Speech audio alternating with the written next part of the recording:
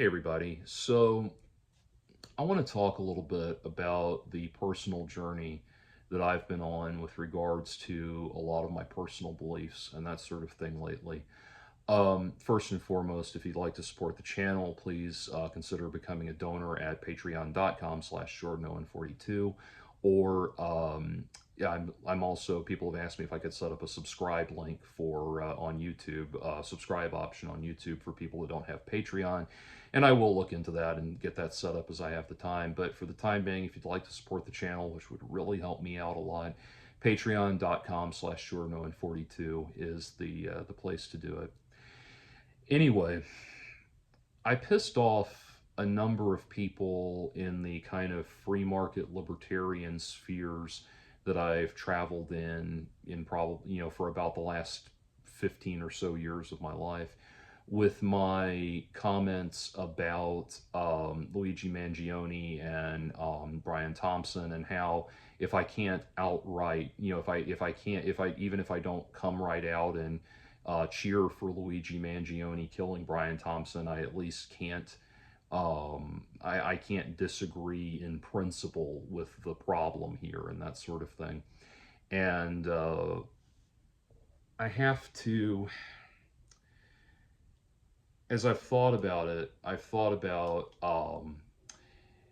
the, one of the issues that keeps coming up for me is that I feel like for so long I've been one of these people that has all these great abstract ideas that don't really do anything to move towards solving the on the ground issues. And I've been spending so much of my time dealing with abstract ideas instead of thinking about solutions for real problems. So to bring that into focus, what I'm talking about, uh, you know, there's no doubt, to pick an example, there's no doubt that the 1619 project is a load of is a work of historical fiction that is rife with so many inaccuracies that they cannot be chalked up to shoddy research. It is garbage, and I certainly do not believe in rebranding the founding of America as being 1619 for a whole host of reasons, nor will I accept the a number of the other ridiculous premises contained in that text. I'm just picking this as an example. But at the same time, I also don't want Daniel Penny strangling Jordan Neely to death and walking free for it. I also don't want Derek Chauvin kneeling down on George Floyd's neck and not getting him the medical care that would have easily and quickly saved his life if he had done something other than kneel on the guy's neck for over 6 minutes. I don't want George Zimmerman to be able to track Trayvon Martin through a neighborhood and kill him for absolutely no good reason. And if you say one fucking thing to defend George Zimmerman, you will be blocked from my channel. I don't want to hear your bullshit defending that monster. Anyway, so you start to see how, we can talk about all of these, bad idea, wild, ridiculous, bad ideas, but that does nothing to address the real issues, the real substantial issues that are resulting in loss of human life, loss of liberty and freedom for people, and an overall drawback in our rights. And the fundamental appeal of libertarianism to me has always been that the government cannot overrule the rights of the individual. And, I said this to somebody I was talking to the other day, it's true in talking about the, free market ideas of building the economy and that sort of thing. It's true that a rising tide lifts all boats. The problem is there are some people that don't have boats. And so, as I've been thinking about it, to kind of address so much of the I wouldn't say controversy, but feathers that I ruffled among some of my more libertarian, free market minded people and that sort of thing. I want to talk for a minute about why, about 15 years ago, Ayn Rand became, a little over 15 years ago, Ayn Rand became very, very appealing to me. I stepped out of college into one of the worst job markets in history. The Bush recession was uh, blowing up huge, and Bush had just about tanked the economy, and we everybody everywhere was completely fucked. And this was even you were even more hard fucked if you had done what I did, which is graduate from a music school. And so I was out looking for work, and not only out looking for work and getting whatever basic jobs I could get, but I was playing in bands and gigging and playing in metal bands. And part of me was, I think, somewhat willfully ignorant to the writing on the wall, which was that metal was on its way to becoming a niche genre, becoming one genre among many, where it had dominated in the 80s and maintained a certain large cult following in the 90s, in the early 90s, reemerged as new metal in the late 90s, and then been reborn as what was referred to as the new wave of American heavy metal with Slipknot and Lamb of God and Mastodon and all of that. Even though things seemed to be riding high at that time, if I had had a better hand on the developing trends in music, I think in retrospect the signs were all there that metal, and indeed live band music in general, was on its way towards being a niche concept. DJs were taking over. DJs were taking over. Uh, rapper Rappers who auto-tuned their raps into heinous approximations of melody were taking over. That kind of thing. And the way the economics of the music industry was changing with regards to streaming services and um, all of this stuff, all of those things were combining to create what should have been obvious to me, what I didn't want to admit was going to happen, which was that live music in general was going to become a niche genre within a very, very different industry. Anyway, but I comforted myself with Ayn Rand and the feeling that I didn't want to feel like, and again, this is not to say that I'm not throwing out all of Ayn Rand's ideas, or completely casting her ideas to the wind or something like that. But I'm taking a more realistic look at how I got into these ideas and why I let these ideas dominate my entire um, philosophical landscape for so long. Uh, the uh, the thing was, though, being it gave me this easy way to put all of the problems of the world into perspective, which was, oh, if we just had true laissez-faire capitalism, none of this would be a problem.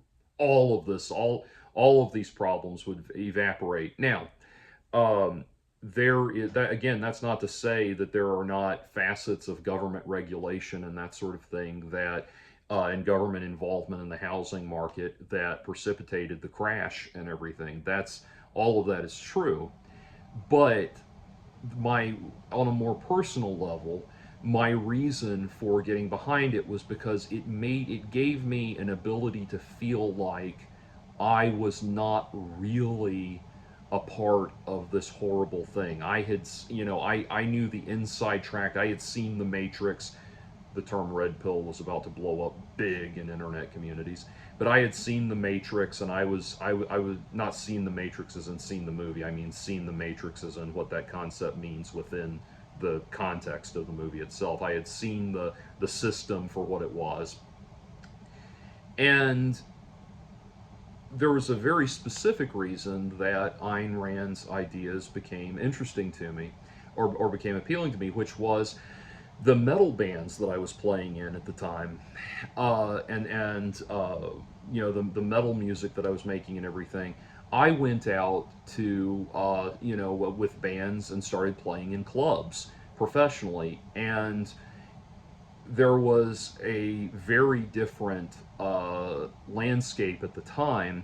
Now, I want to say this situation is not the same anymore because I have learned enough of, one, because a lot of the people I'm about to describe have been seen for what they are and run out of town on a rail, and two, because I've seen, you know, I've been in this long enough to know what to look for and know what kind of people to work with and how to work with reputable people. So I get paid for gigs now. You know, I played a gig with my band a few days ago, last Friday, and we got paid for that, you know.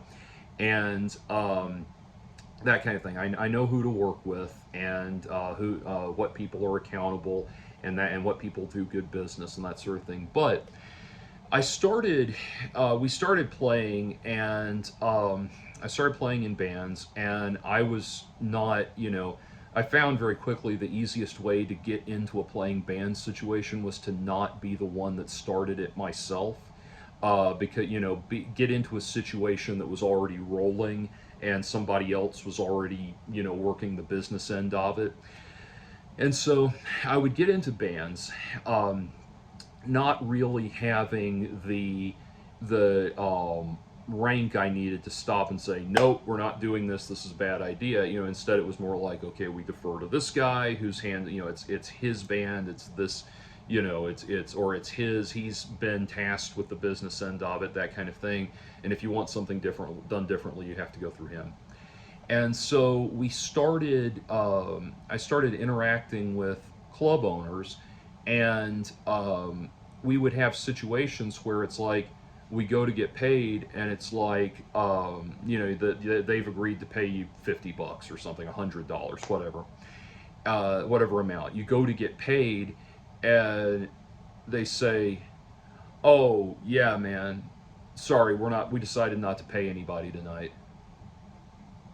What do you mean? Oh yeah, we've decided we're not going to pay anyone. What do you mean? You agreed with us that you're going to pay us this amount of money. We've got the email exchanges right here. What are you talking about? Look, man, you need to get your ego in check, all right? This isn't about you, man. This is about the scene. This is about all of us. And I'm sorry that I care a little bit more about the metal scene than you do. I'm not in this for the money, all right? I'm out there busting my ass trying to get you guys gigs so that you can get up there and do what you're supposed to do, which is keep this music alive for all of us, bro. This isn't just about you, it's about all of us, all right? And you got a major ego on you, man. You got to bring that shit in check, all right? I had to pay the sound guy that made you guys sound awesome. I had to pay the lighting guys that made you guys look awesome. All right? I didn't have any money left to pay you. All right? So you just need to back the fuck off, dog. You need to get your ego in check. You come back to me when you're ready to be a part of the group, when you're ready to work with all of us in the scene. Now understand that little vignette that I just played out there, that's literally how it went. They didn't even hold off on that shit. The guys back, and again, we're talking 15 plus years ago, they didn't even hold off on the shit back then of immediately turning it into, look, man, you got to support the scene, all right? The scene is more important than you, the individual. You got to understand that shit, man. You got to get that ego in check, bro. And the line I kept hearing all the time, you got to stop talking. You got to stop walking around like your shit don't stink, man. Okay, stop a minute.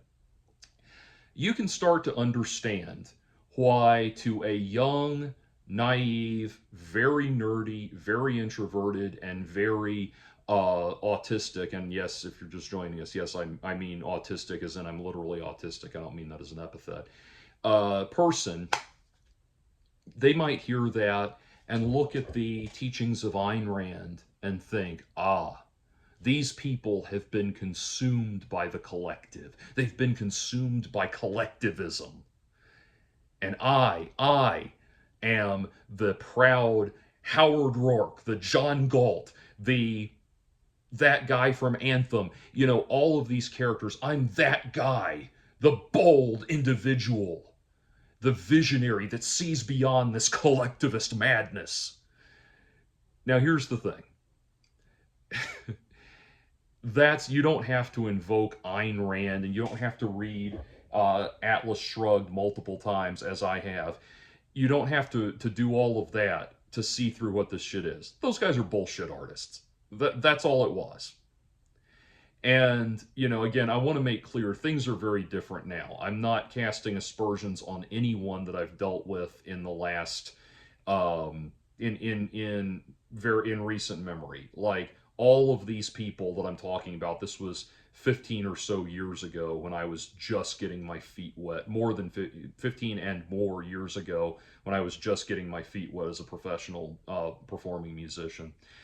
So I don't want to be, giving the wrong impression. These guys are in the rearview mirror. But at the time period, there's a lot of that shit going on.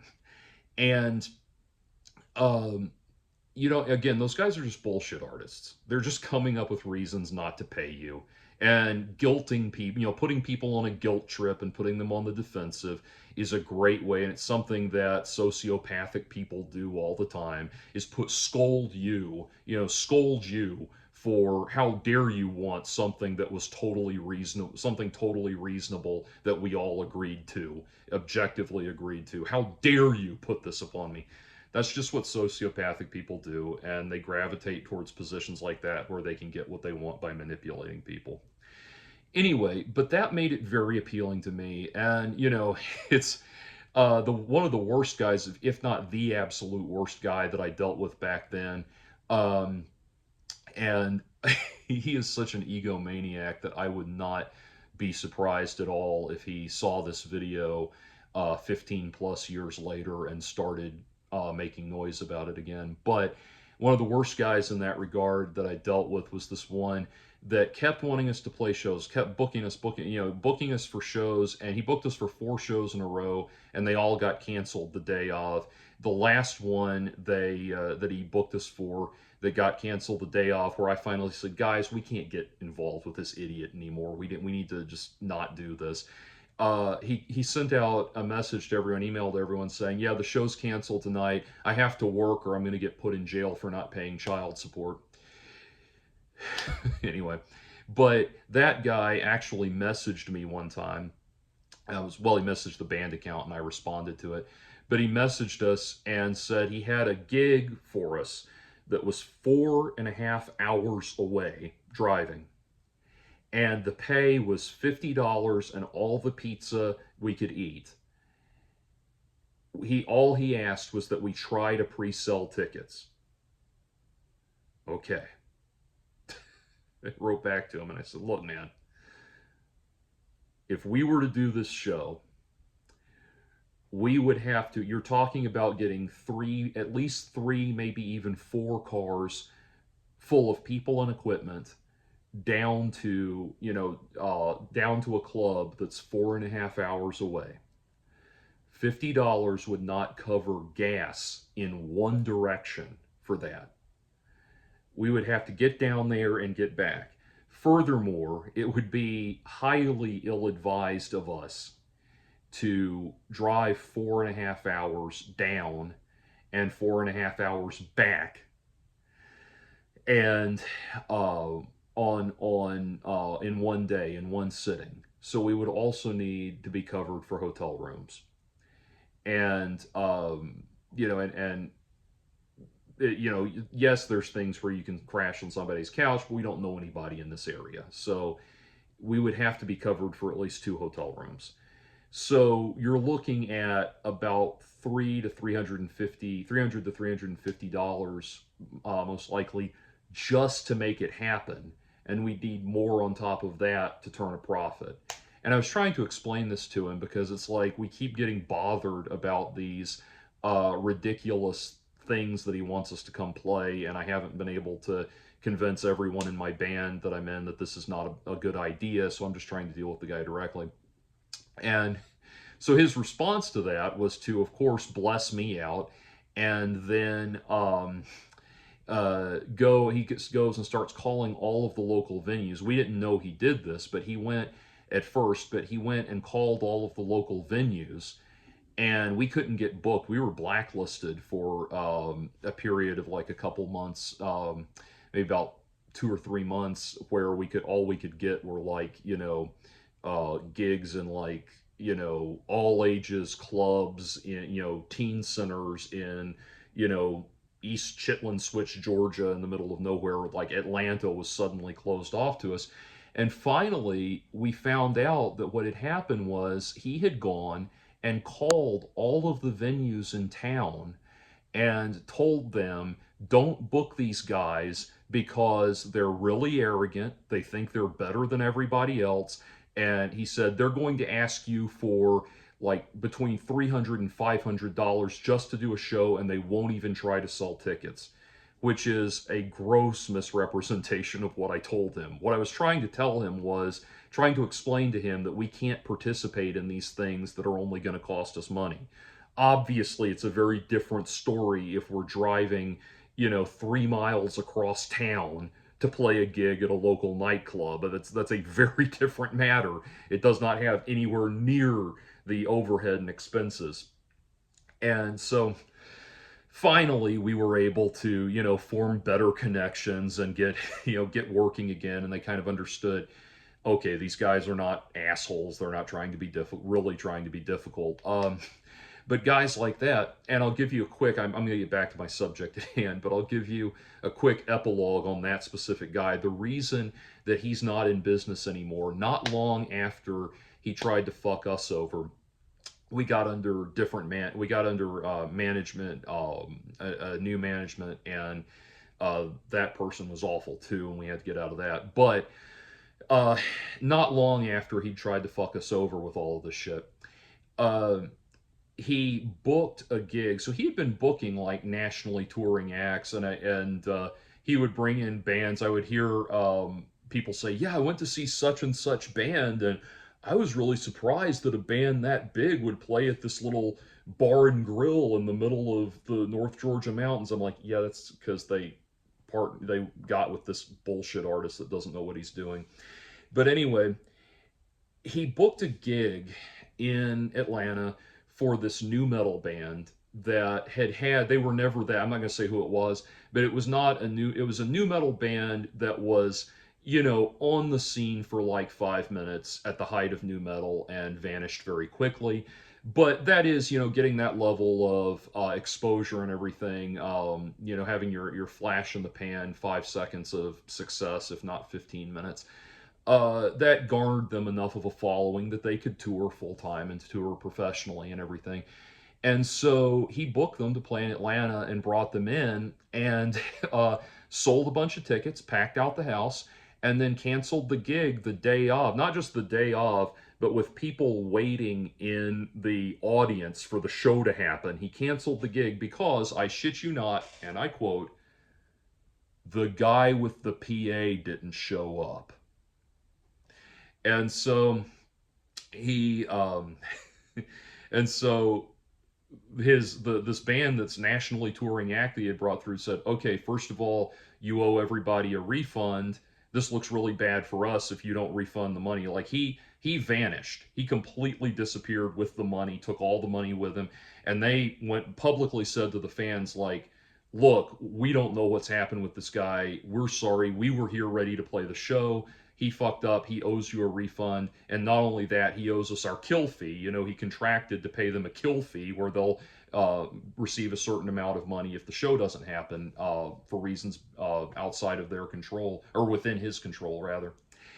And he disappeared. And his excuse, he tried to go public and make this excuse of like, okay, look, y'all, every picture of this guy had him doing hand shit. So when we were doing impersonations of him, it was always bullshit gangster hand things and everything. Like, okay, dog, like, name of X band, no one can deny that they were all right back in the day. Like, sure, late 90s, early 2000s, they had their moment. but I think we can all agree that they're getting a little too big for their britches, okay? That's way too much ego, man. You got to back off on that ego. Trust me, man. I'm trying to help you guys here, and you're giving me all this ego, man, and we can't have that. Like, you got to be about this, all of that shit. This guy had absconded with thousands and thousands of dollars in ticket sales. It's a wonder. I mean, I don't think he ever. I don't think it must not have crossed the $10,000 threshold, because if it had, it would have been grand larceny. It would have been it would have been a federal matter. But he made off with thousands of dollars from that show. Never refunded a dime to anybody, never paid the kill fee. And at that point, the entire state of Georgia, the entertainment industry of the entire state of Georgia said, fuck you, get out of here. One for you, one for the horse you rode in on. Get lost, we never want to see you again. And so that's what I've learned, by the way, about slimy, scum-sucking people like that. If you just step back, they tend to just stumble into their own undoing. Anyway, that's all a side note, but I want to bring it back to the point that, at the time, I really got off on feeling like I was superior to all of these people. And like I had seen through. Now, don't get me wrong. It's not difficult to be superior to someone like morally superior to someone like that, but that guy. But I felt like I'd seen through it all. I had the vision. I knew what it was going to take and everything, because I'd seen through it and everything like that. And it gave me it helped me isolate myself from a lot of fears that I was having, a lot of realities about the world that I didn't want to look at and I didn't want to address and deal with. And that has been eating at me more and more. That as I've tried to explain, through the years, some of the arguments, some of the more libertarian free market arguments I've made, I agree with. I still agree with. For example, those who've watched my channel for a long time know that I used to do a lot of sex workers' rights advocacy, mainly because I was writing a novel that was set in the world of the adult film industry and of prostitution and that sort of thing. And I became kind of an outspoken advocate in the course of my research for that book. And, to give you an example, there was a guy, Patrick Truman was his name, used to be the head of one of these moral busybody organizations called Porn Harms or Pornography Harms. And this was an organization that would lobby the government to, for various reasons, make pornography illegal. And he argued that what he wanted to do was start filing a battery of obscenity charges at the local level, at the small scale state and municipal level, so that, as he put it, the communities could decide whether or not they wanted that sort of material in their community. Well, there is a very strong libertarian argument that this is a country that does not have the right to overrule the rights of the individual, and that the community does not get to decide what is or is not right for me as the individual to read or view or consume and that sort of thing. And of course, the inevitable short-sightedness of the response is people will say, well, how can you defend that filth? And I'm like, look, even if you're not in favor of that filth, you need to understand that this is only their means of opening the door into censoring everything that they don't like, which again is what we're about to see with Project 2025 and their agenda there. So there are libertarian principles that I agree with and I stand by. But as I look at the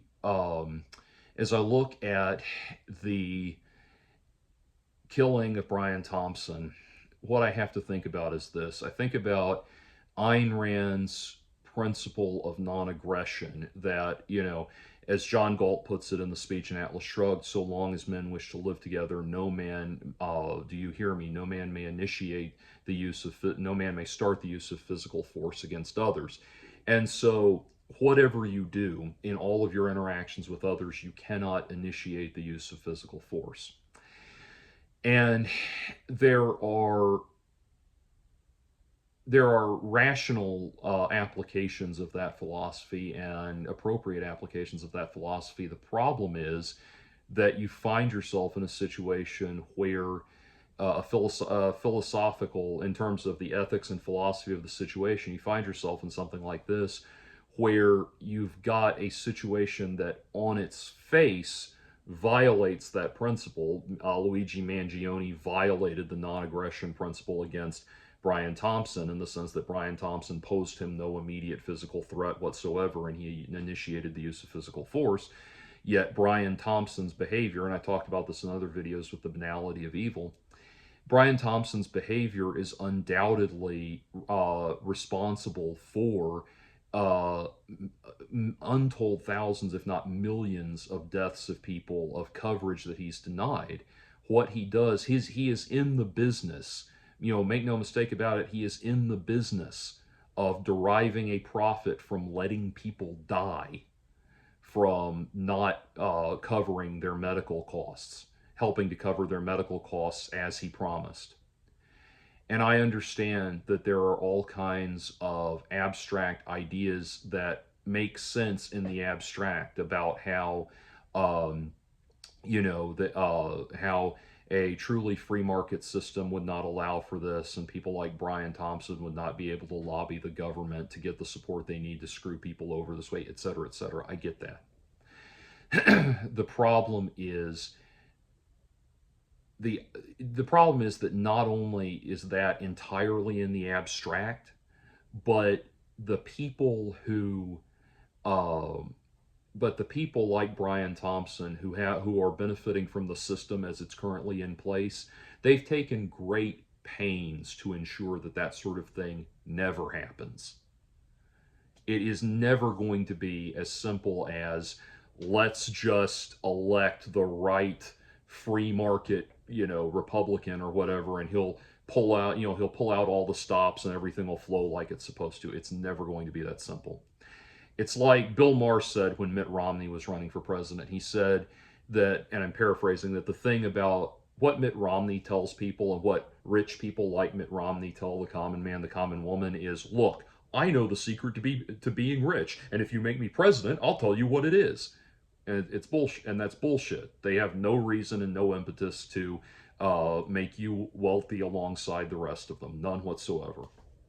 And I want to, there is, as somebody who got into Atlas Shrugged, there's an old joke about, there's an old joke that goes like this. There's two books that there are two books that commonly capture the imagination of a precocious, bookish teenager. Those books are Lord of the Rings and Atlas Shrugged. One of those books is about a magical fantasy world that could never exist in reality, and the other one is Lord of the Rings. And so that's the thing. There is, reading Atlas Shrugged, if I sat down, even as disillusioned as I am now, if I sat down and lost myself in the beautiful, Art Deco science fiction world of Atlas Shrugged and the rich, deep philosophical dialogues that are contained therein and all of that, I would feel that same overwhelming sense of beauty and grandeur that, where it just leaps off the page at you. I would still feel that, and I would still get it.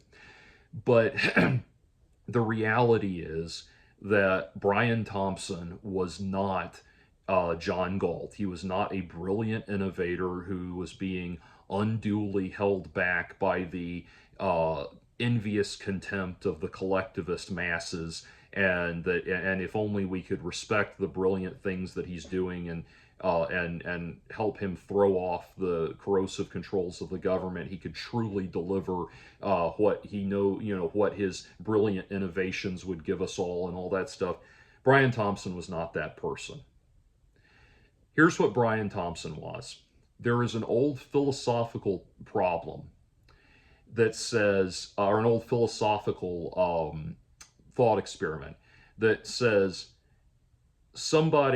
imagine somebody comes to you and says, if you push this button, you will get $20 million, but somebody you don't know will die.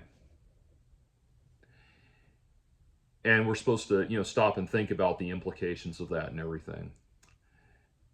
That was Brian Thompson. That's all Brian Thompson was somebody who pushed that button every day. Brian Thompson pushed that button thousands of times a day without stopping and without any shred of remorse or conscience or guilt for his entire professional career.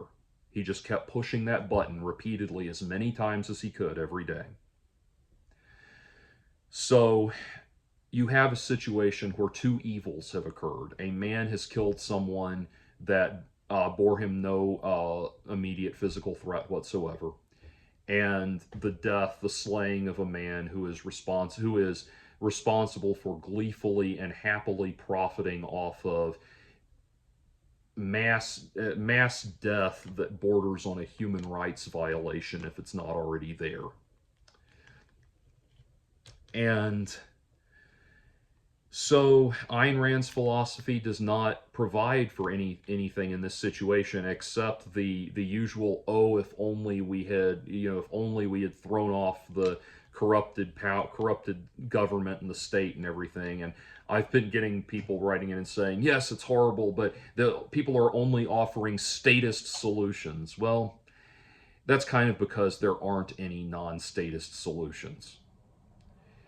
Right now, we are in a system where people like Brian Thompson are at the top, raking in millions of dollars by fucking people over and letting them die for absolutely absurd reasons, and all with the help of a government that has absolutely no intention of changing anything. The Trump government is only going to exist to help people like Brian Thompson continue to fuck you over.